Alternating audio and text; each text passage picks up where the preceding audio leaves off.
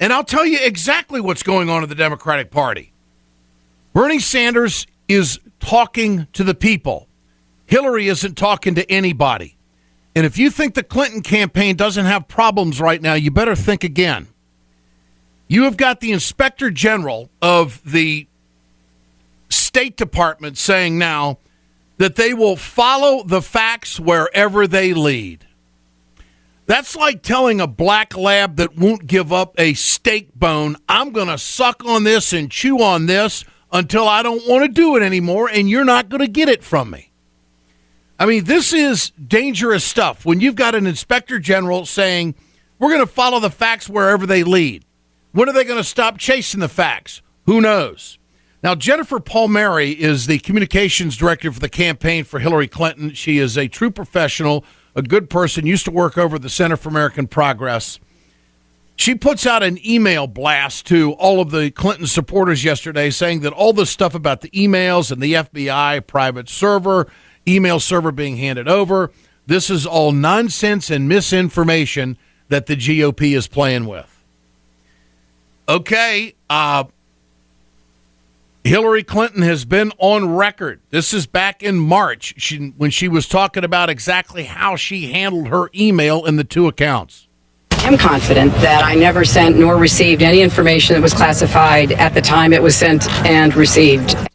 Well, if there's one email in there, that would make that comment wrong. That's the danger of all of this.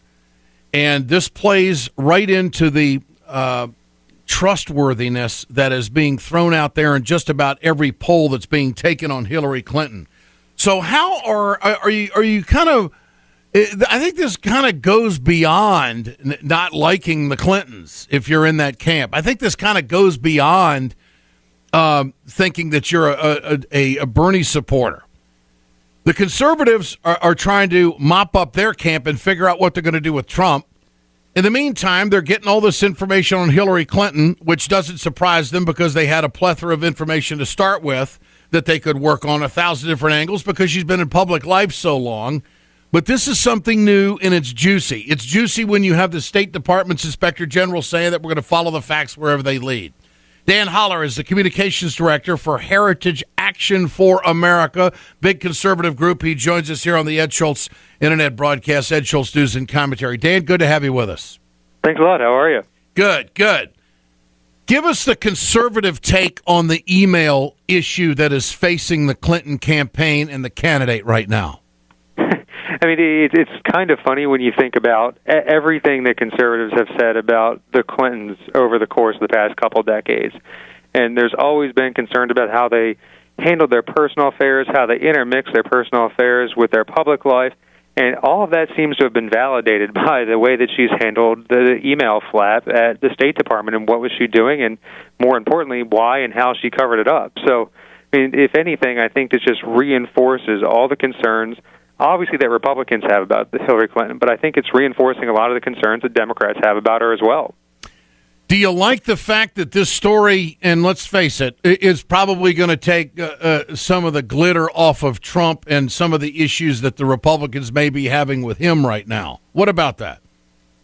Yeah, I am hard-pressed to believe that the news media is not going to cover Donald Trump. I mean, I hope that some of this stuff that's going on with Hillary and the emails gets the right type of coverage.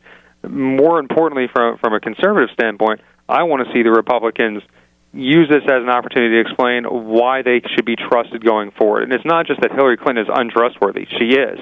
But Republicans need to take that and say, she's untrustworthy, and here's how we're better, and here's how we're going to make your lives better. And that's what they need to do moving forward. Okay. So the State Department Inspector General saying he's going to go follow the facts wherever they lead. It's almost like where there's smoke, there's fire. What do you think the end game here? How much of a problem is this going to be for her campaign? They dismiss the GOP attacks and the criticism as nonsense and misinformation. Your reaction? I mean, it's a huge problem for them, and it's only going to get worse.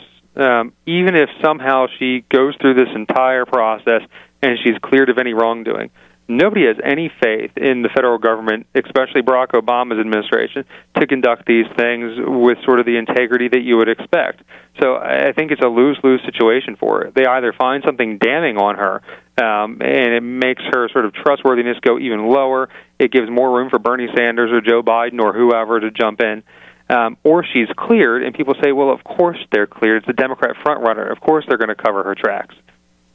What is the Heritage Foundation, the Heritage Action for America's stance on Donald Trump? Do you think he is a positive for the party, and how would you handle it if he got the nomination? I mean, clearly he's been through some controversial news stuff, but it hasn't chipped away at him in the polls at all. He's still a very strong leader in all of this, and he just doesn't back down. Where does Heritage come down on Trump? I mean, I think if you look at Trump, there's a lot of concern surrounding the policies he's supported in the past. But the reason people are gravitating towards him right now is because he is throwing all the rules out of the window. He's throwing under the bus all these politicians who people are sick and tired of. So, I mean, he is really a symptom of the problem. And it's the same reason that Bernie Sanders has a ton of traction in the Democrat primary, is that voters are looking for somebody who appears to be authentic, who is not the standard politician. What do you think's going to happen with Bush? Bush got a lot of money, but he didn't have a very good debate, and he just seems to be wallpaper right now. And it doesn't seem like actually any of the candidates are figuring out how to get traction on issues with Trump sucking up all the air in the room, it seems like. He outmaneuvers them. His media moxie is just completely unparalleled to the rest of the candidates. But the guy that's really being left in the dust is Bush. For instance, in the most recent Iowa poll, he's at 5%. What do you make of it? Yeah, I mean, that's been the interesting thing to watch, is that there's been the assumption that Trump is stealing votes from conservative candidates. If you look sort of at the top level and you look at the average of all the polls, Trump's rise really coincides with two things happening. One is a slight uptick for Scott Walker, and that's since gone away. But the other was a downgrade for Bush. And you have, I think, voters looking at Donald Trump and saying, he has put his finger on the pulse of everything that's wrong with our current system. Not that he is the solution, but he has identified a problem. And then they're looking at politicians and saying, are they part of the problem, or can I see them as the solution? And the challenge for Jeb Bush is to go out and say, I was a conservative governor. I did great things in that state, and I'll be able to do that at the federal level too. And he has a trust gap there, given his time after office and sort of the Bush legacy name. It's something he's capable of doing, but it's going to take more than just one debate or a couple good debates moving forward to make that happen. Trump was the best candidate equipped to handle terrorism, the economy, and illegal immigration. 44% said Trump was the candidate to most likely change, quote, the way things work in Washington. That just tells me that he's in this for the long haul. And I think one of the things that is attractive to conservatives and supporters of Trump is that he's his own man. Nobody owns him. What's your response to that? Well, I think you would probably find a very similar attitude amongst Bernie Sanders supporters. Bernie Sanders is the one who would go to Washington or go to the White House. He's already in Washington. Go there and actually change the way things work.